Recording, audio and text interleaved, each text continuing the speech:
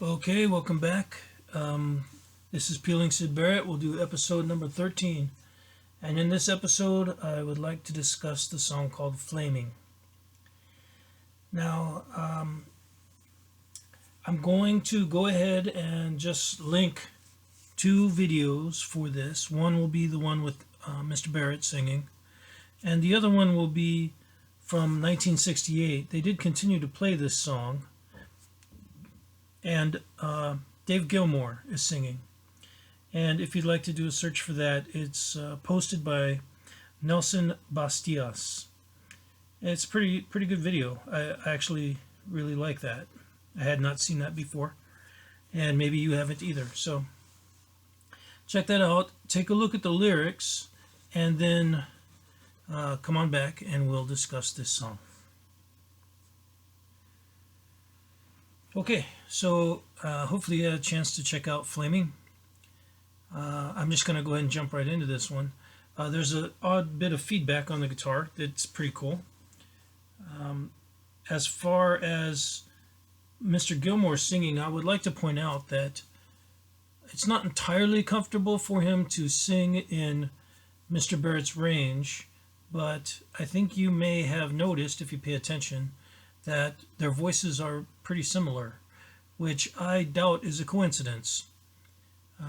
I'm sure that for whatever reason, either the band was looking to replace Mr. Barrett. In a way, I believe that Mr. Barrett actually was looking to replace himself. And he already knew David Gilmour for quite some time. He actually knew David Gilmour better than anyone else in the band knew David Gilmour.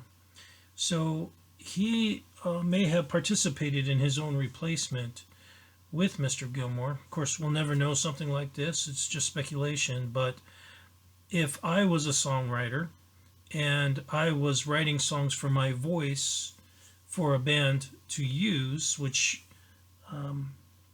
as Mr. Gilmour pointed out in that previous link that we watched, the band had a period of time where they thought that they could use Mr. Barrett as a songwriter, and whether you believe that they ever did or not is, I guess that's totally up to you. But for someone like me, I think it's certainly possible that he could have written more songs. So if he was of that mindset and he wanted out, who knows, then he would have participated in selecting someone that matched his voice for ease of key and register for songs that he would write. Just kind of logical, makes sense to me. So let's look at the lyrics now. This is another psychedelic song. Again, the title Flaming, which I don't believe was the original title for the song, but that's what they decided on. Again, another psychedelic reference tied to the way that colors can look different to people that are utilizing those substances. So let's go ahead and look through the lyrics now and see if we can see anything that's interesting. Okay, so the first line is talking about him being alone in the clouds. I would like to point out that that's a repetition of being alone again, so we'll add that to our count of themes. He's in the clouds of blue, and I'll just point out that, as we previously mentioned with the Rolling Stones, Paint It Black, and the King Bee reference, the Rolling Stones in '65 released their song Get Off of My Cloud. And here's another reference to cloud. Probably it's another psychedelic reference. So we'll go ahead and add another psychedelic reference there to our count. Now he's in the clouds, but he's lying on a blanket. An eiderdown is kind of a blanket. So there's a reference to flying while you're sleeping, I guess. There are certain I guess substances that tie in with that. Which those would be, I don't know. I've seen experimentation from government experimentations that they saved, and you can see some of those on YouTube. But the people don't really seem overly tired, so perhaps there's a specific substance that they're using for that. Anyway, he says that he can't be seen, but he can see you. So there's kind of a separation that's implied there. And I'm going to go ahead and add one to alienation or separation as a theme. What he means by that, I have no idea. Perhaps that's some kind of an experience of believing that he's lying down, dream seeing people as he's traveling in some other form or some other traveling by spirit. I don't know. I don't know exactly what's going on with that. I will point out that the counts on these are very they're very specific. So if you go through and you count this out, alone in the clouds all blue, lying on an eider down, it's 7, 7, 7, and then a quick 3. So 7, 7, 7, and I'm counting syllables there, and then a quick 3. I can you, then I might. That's the end with the odd rhythm to lyrics that we've discussed before as well. Now, there's a whole bunch of strange kind of references, being on a unicorn, which is obviously, I guess you could say it's not meant to be taken literally. It's a fantastical element, again, as is the idea of sleeping on a dandelion. You wouldn't really sleep on a dandelion, but perhaps you would a bunch of them. Watching buttercups and they're cupping the light. I want to point out that he's clanging in a way, but he's clanging with consonants now. So he's clanging with the T sound, the TCH. T and C are very closely related in the way you form them in your mouth. So watching buttercups cup the light is he's kind of clanging with that sound in that line. He's rhyming within the line, as we discussed before, which is really cool to me. Some people think it's weird, but to me, that's extremely poetic, so I really like that. He discusses screaming again, so there's another screaming word reference. We've listed that. I'm going to go through all these again, all our lists here in a minute. Screaming is used again. He talks about screaming through the scarlet sky. Again, there is a reference to another SK form of a clanging. A very interesting word connection is traveling and telephone. So that is one that I'm going to make a note of, traveling and telephone, and there's a reason for that. And that is because obviously it fits the word count, but it's not a word connection that any average person would come up with. It's a very interesting way of thinking that you would be traveling by telephone. How are you traveling by telephone? I don't know. In some other form, in the way that your voice travels by telephone electronically. Perhaps he's comparing that to the idea of traveling in your sleep or in your dreams. And I do want to point out the reason that those words are important is that there is a Mark Bolan song called Telegram Sam. And Telegram Sam uses the idea of a telephone, and as we've already discussed with Lucifer Sam, Syd may have been referring to himself there as Sam. There may be some form of influence connection there between Telegram Sam and this particular traveling by telephone and then Lucifer Sam song previously that we discussed. They say that no human is completely random, that we all have patterns that we copy and words that we reuse. Part of the reason that I'm going through and counting these words and making note of them is to see if other people are using them, if he's reusing other people's words, what are the connections between the words, and what might be the relations for them. So that pretty much breaks down the lyrics for that song. I really like this song personally. I think it's a pretty cool song. Let's go run through some of our stuff now. I'll put them up on the screen, and I'm just going to kind of count them out here as we go. So for themes, we've got the male-female inversion, and I'll update this because we haven't done this in a while. So thinking of this song, Flaming, and also updating for Power Toke H and Matilda Mother. So let's look through these and see if we can add any. Male-female inversion by 4, sexual metaphor, innuendo. King-queen royalty, that's in Matilda Mother, is another count for that. Animal metaphor by 2. I can't think of anything that had an animal metaphor. Oh no, no, that was in Lucifer Sam. Dismissive or misogynistic terms. I don't think so. I guess you could say towards his mother in a way, but I'm not going to use it. I don't think it's the same. A form of torn attraction, no.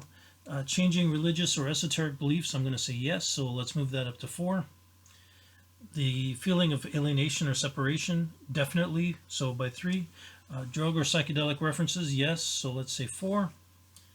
The use of colors, again, yes, let's make that 4. The use of flying, yes, we'll make that a 3.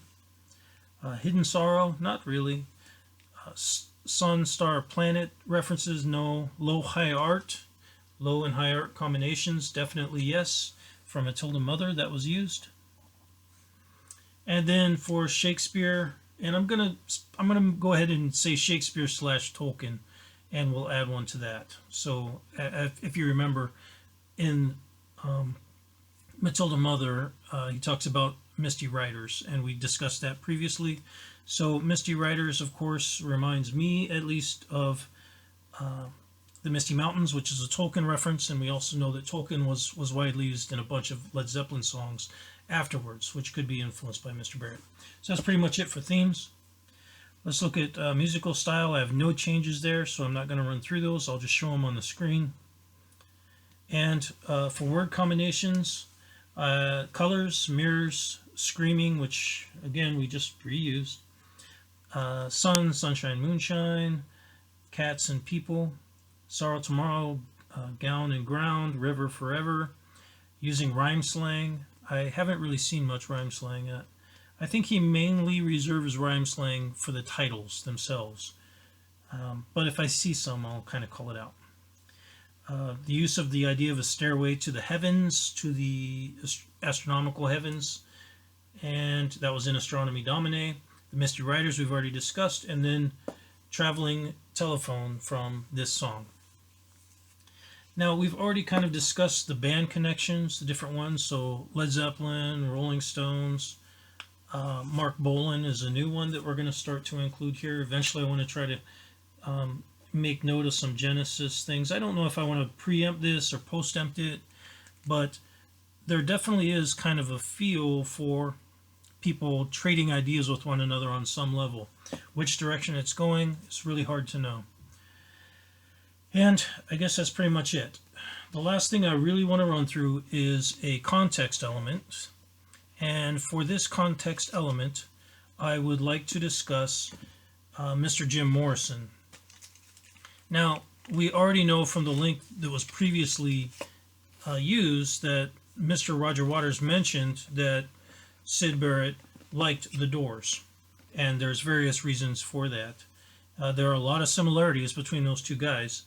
I did find a video where Jim Morrison admits that he was a fan of Pink Floyd, and I'll include that link here. And I would like to point out that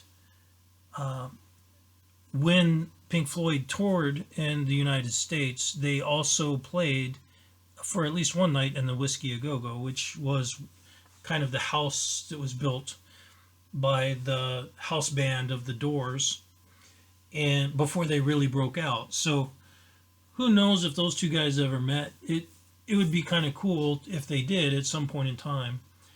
Kind of a shame if they didn't, actually, in my opinion. They had so many similarities that I can see. both in their love of poetry, but also in their use of shamanistic ideas in their music and psychedelic references. So they really seem to have quite a bit in common. So for these two books, I'm going to refer you to two books. One of them is titled The Lost Writings of Jim Morrison, and I'm going to come back to this. I'm not going to use it a whole bunch right now. This is The Poems and Diaries of Rock and Roll Legend Wilderness, Volume 1, and by Jim Morrison. This is Vintage Books, Division of Random House, copyright in 1988. Now, there were collections of poetry that were released by Mr. Morrison over time, and I'm not sure how this was all collected. This does have a form of prologue in it, in which Mr. Morrison kind of is going through a discussion about his mentality, things that are interesting to him.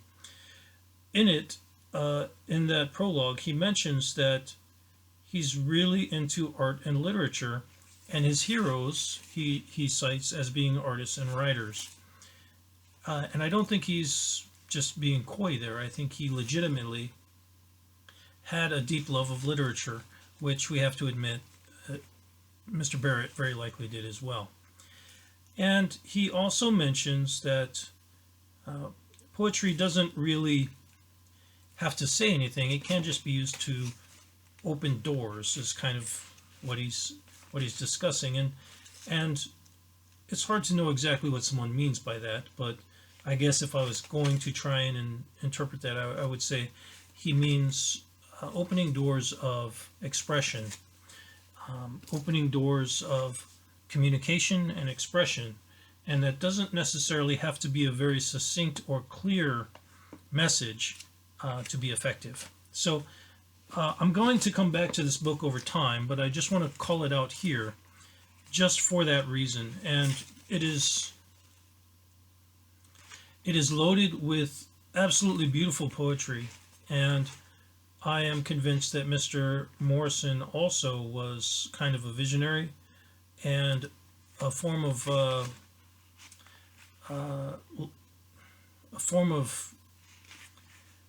genius, really, in terms of literature and poetry. So, if you are into poetry and you like this era, I do definitely suggest this is one of the best books to get if you really like poetry from that era. Now, the other book that I would like to point out is a book about Mr. Morrison called No One Here Gets Out Alive. It's by Jerry Hopkins and Danny Sugerman, and I have lost the cover, so I'm going to have to give you the rest of the information later.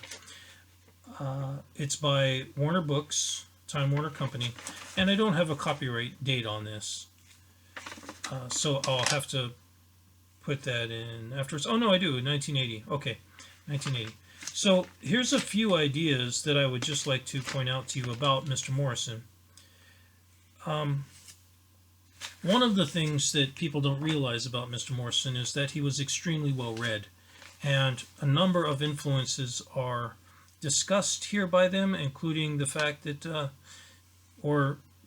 they relay that he was into reading Nietzsche and Arthur Rimbaud, and there's quite a bit of beautiful ideas, I guess, that are relayed by Rimbaud. Also typical for that era is Kerouac and Ginsberg. We've already discussed Ginsberg to some degree.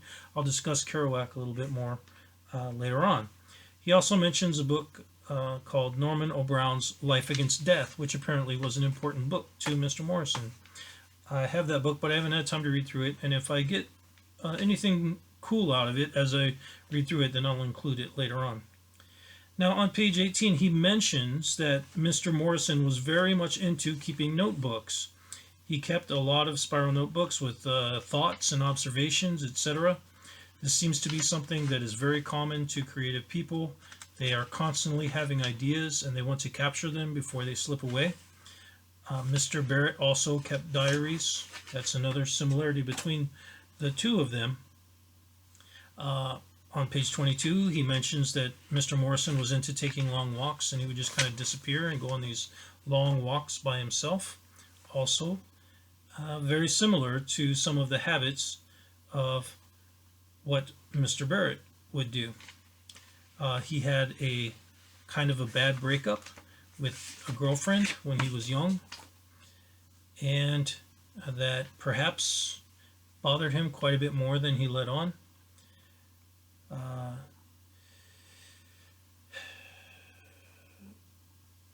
Mr. Morrison discusses the idea that he can just kind of get a feel for what's going on with crowds and people psychologically, and this is kind of on page 35. I'm paraphrasing here, but Morrison seemed to want to assist in the psychological freeing of people that he felt were perhaps being constrained by the time. And that was a pretty large part of that counterculture movement, was the idea that people were really kind of getting hung up on, let's call it, self-denial. And of course, everybody has to have some forms of self-denial, but to go through life doing nothing but denying things that are important to you is kind of a, I don't know what you would call it, it's just kind of a sad way to live your life, I guess. Now, there is an important Arthur Rimbaud quote that I would like to relay, and if I can't find it, then I guess I'll just go ahead and when I do find it, I'll include it in here. I hope I can find it. If not, then that'll be kind of a bummer. And I guess that's pretty much all I wanted to get out, is that there are a lot of reasons for me to believe that those two men had a lot in common, and perhaps were trying to do many of the same things, at least for a certain period of time. Perhaps they had very similar ideas, that it was time for people to kind of open their eyes and think about things differently. And they perhaps tried to lead the way in their own way towards getting to some state of, I don't know, new existence. How that's defined, I'm not entirely certain. But if you're into the time in that era and you enjoy Syd Barrett, I really suggest that you go ahead and read about Jim Morrison, because the similarities between those two gentlemen, in my opinion, are quite marked. Okay, I did find the quote by Rimbaud, and I will just go ahead and read it because it's a very long quote about poetry. A poet makes himself a visionary through a long, boundless, and systematized disorganization of all the senses, all forms of love, of suffering, of madness. He searches himself, he exhausts within himself all poisons, and preserves their quintessences. Unspeakable torment, where he will need the greatest faith, a superhuman strength, where he becomes all men, the great invalid, the great accursed, and the supreme scientist, for he attains the unknown. So what if he is destroyed in his ecstatic flight through things unheard of, unnameable? And it does feel that both of these men were kind of perhaps following that idea on some level. So that's pretty much it. I hope you enjoyed the episode. If so, go ahead and click subscribe, like, and share the video with other folks that you think are interested in the topic from this time. And I'll talk to you later.